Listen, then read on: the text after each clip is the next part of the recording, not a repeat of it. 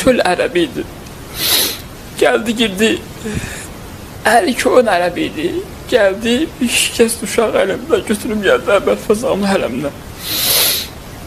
Elə ki, çatdı Zərifin yanına, atdı uşağı yerə. Dedi ki, ya Əbəlfəz, mən səndən şikəst istəməmişdim, mən səndən sağlam uşaq istəmişdim.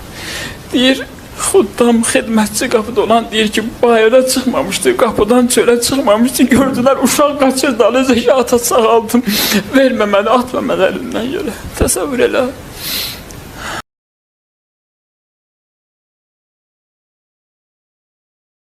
Bir nəfər desə, ya Ali mənə kömək elə, eyni tövhiddir. Niyə? Necə ki deyir, ya həkim mənə kömək elə, eləcə deyir, ya Ali mənə kömək elə, ya Hüseyin mənə kömək elə. Ay şoför, hara edirsən əzbəyə, mənə apar. Şirk elədi bu, xeyr.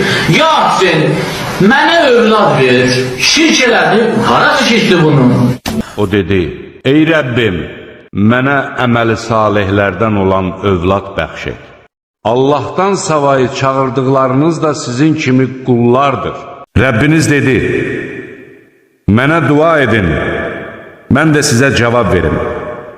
Həqiqətən mənə ibadət etməyə təkəbbür göstərənlər cəhənnəmə zəlil olaraq girəcəklər.